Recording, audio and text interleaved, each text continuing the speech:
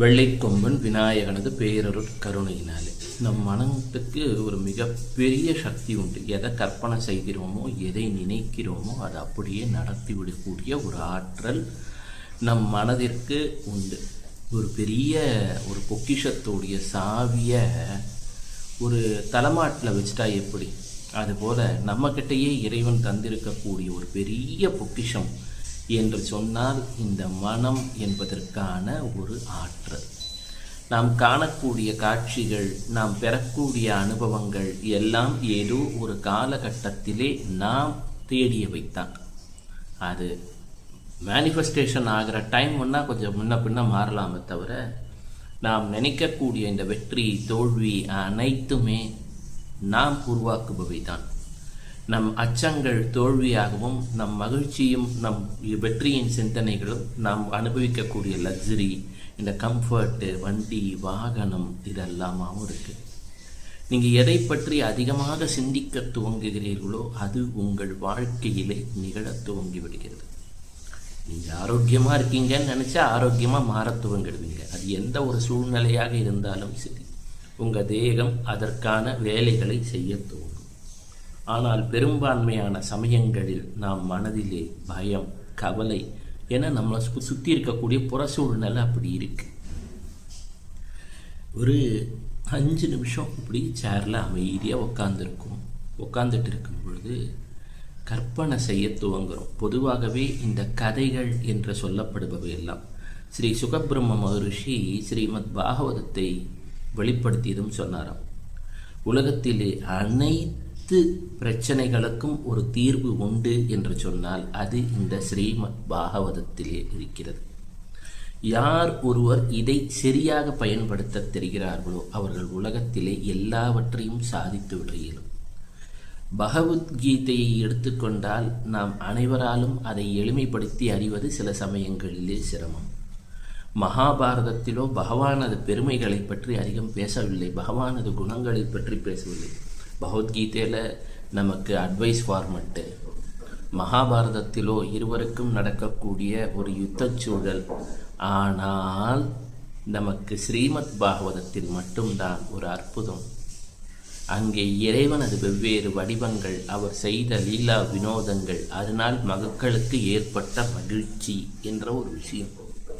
அதனால்தான் ராமாயணத்தை பற்றி சொல்லும்போது கூட ராமாயணத்தில் கடைசியாக வரக்கூடிய அந்த ஒரு பட்டாபிஷேக காட்சியை அடிக்கடி நினைவுபடுத்தி கொள்ள வேண்டும் என்றெல்லாம் சொல்லுவார்கள். தினமும் இருக்கும், உட்காரும்பொழுது ஒரு 5 நிமிஷம் அப்படியே வரும். வந்த உடனே ஒரு பெரிய பொன்மயமான ஒரு அரண்மனை, 2 பக்கமும் ரோஜா பூக்கள் தூவி இருக்காங்க. அங்கே எல்லாரும் மகிழ்ச்சியுடன் ஓம் என்ற நாதம் ஒலிக்க, ஜெய் ஸ்ரீராமா சீதாராமா என்றெல்லாம் கேட்டுக்கொண்டிருக்கிறார்கள். மனசில் அப்படியே நினைக்க வேண்டியதான், ராமா ராமா ராமான்னு அப்படியே மனசில் உருகி 2 பக்கமும். ராமான்றது ஒரு பெரிய மந்திரம். அதனால தான் ராம ராம ராமேதி ரமே ராமே மனோரமேன்னா ராமான்னு சொல்லும் பொழுது உலகத்திலே தாரக நாமம் என்று சொல்லுவார்கள். எதை பண்ணாலும் சாதிச்சிடலாம் ஜாதகத்தில், ஆனால் மனசில் சொல்லணும். நான் சொல்லுவதை போல மந்திரங்கள் 3 வகை உண்டு. என்னென்னா, ஒன்று வாயால் சொல்கிறது, ஒன்று மெதுவாக சொல்கிறது, மற்றொன்று மனசுக்குள்ளே நினைக்கிறது. அந்த காட்சியை நினைக்கிறோம், ராமா ராமா ராமா சீதா ராமா தசரத ராமா கோதண்ட ராமா அப்படின்னு. சுகபிரம்ம மகரிஷி அங்கே கைகூப்பி வணங்கி நின்றுட்டு இருக்கார். கிளி முகம், பச்சை உருவம்.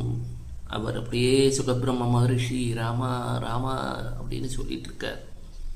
எப்போவுமே இந்த காட்சிப்படுத்துதலில் சுகபிரம்ம மகரிஷியை நம் மாணவர்கள் நினைத்தால் உடனே அவங்களுக்கு பலித்தமாகும். ஏனென்றால் அடியேன் வார்த்தையினால் சொல்லும் பொழுது சுகபிரம்ம மகரிஷி கட்டாயம் கேட்பார். அப்போ சுகபிரம்ம மகரிஷியை நினச்சிக்கிறீங்க, ராமா ராமா ராமா அப்படின்னு. அப்படி நினைக்கும் பொழுது அங்கே பொன்மயமான ஒரு அரண்மனை. அந்த அரண்மனையில் எல்லாரும் மகிழ்ச்சியோட அந்த கோதண்ட ராமனை, சீதா ராமனை, தசரத ராமனை, ஜானகி ராமனை பார்க்கிறார்கள். ராமன் ஒருபுறம் நின்று கொண்டிருக்கிறான், அப்படியே நீல வர்ணமாக நின்றுட்டுருக்கான். கையில் அந்த அம்பு, வில், தங்க சேரு, பக்கத்தில் சீதா தேவி பச்சை பட்டுடுத்தி இருக்கின்றாள்.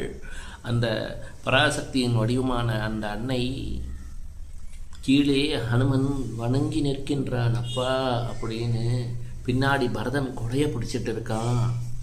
இந்த பக்கம் சத்ருக்னனும் லக்ஷ்மணனும் கைகூப்பி வணங்கிட்டு இருக்காங்க. சகல தேவர்களும் மகிழ்ச்சியுடன் ஆசிர்வாதம் செய்கிறார்கள். ஒரு பக்கம் அங்கே வியாசரும் வசிஷ்டரும் ஆங்கீரசர்னு சொன்னாலே அக்னியால் ஏற்படக்கூடிய அனைத்து வித தோஷங்களும் அகன்றுவிடும் என்பார்கள். அவ்வளோ சக்தி ஆங்கீரச மகரிஷிக்கு. அதனால்தான் பார்கஸ்தப்ய பாரத்வாஜ ஆங்கீரசன் வாங்க அந்த கோத்திர பிரவராரகம் அப்பே ஏற்பட்ட ஆங்கீரச மகரிஷியும் வியாசரும் வசிஷ்டரும் விஸ்வாமித்திரரும் அனைவரும் வணங்கி நிற்கிறார்கள். விபீஷணன் பேரச் சொன்னாலே ஒரு வீட்டில் செல்வம் பெருக துவங்கும். சிரஞ்சீவி அல்லவா விபீஷணன். அதே சமயத்திலே வியாசர், அங்கே இருக்கக்கூடியது ஹனுமன், சுகபிரம்ம மகர்ஷி எல்லாம் சிரஞ்சீவி. மார்க்கண்டேய மகர்ஷியும் இருக்கிறார். இவர்கள்லாம் சிரஞ்சீவிகள். கற்பனை செய்யும்போது இப்படிலாம் கற்பனை செய்யுங்க, உங்களுக்கு மனசில் தோன்றது. அங்கங்கே பொன்னாபரணங்கள் நிறைந்திருக்கின்றன. எங்கே பார்த்தாலும் பொன்னாபரணங்கள் நிறைந்திருக்கின்றன. தங்கம் நிறைந்திருக்கிறது. அங்கே எல்லா நலனும் கூடக்கூடிய வகையிலே அனைத்து மகர்ஷிகளும், காகபுஜண்ட மகர்ஷியும் சுகபிரம்ம மகர்ஷியும் அகஸ்தியரும் புலஸ்தியரும் புலகரும் இவங்கெல்லாம் இந்த சப்தரிஷிகள் பேரை கேட்டாலே பல்வேறு வினைகள் ஒரு ஜாதகத்தில் நீங்கிடும். சப்தவிதமான தோஷங்கள், சப்தத்தால் வரக்கூடிய தோஷங்கள் அனைத்தையும் அகலக்கூடிய தன்மை இந்த தன்மைகளுக்கு உண்டு. எனவே சுகபிரம்ம மகர்ஷி அடிக்கடி சொல்லக்கூடியது, எப்பொழுதெல்லாம் நினைக்கிறீர்களோ அப்பொழுது ராமனது பட்டாபிஷேக காட்சி மனதார நினைக்க துவங்குங்கள். சீதா தேவி மகிழ்ச்சியுடன் இருக்கிறாள். என் குழந்தை நீ என்றிருக்கிறாள். நீங்கள் அங்கே இருக்கிறீர்கள், கைகூப்பி வணங்குகிறீர்கள், வேண்டிய வரத்தை தர துவங்குகிறாள். மீண்டும் மாலை சந்திப்போம்.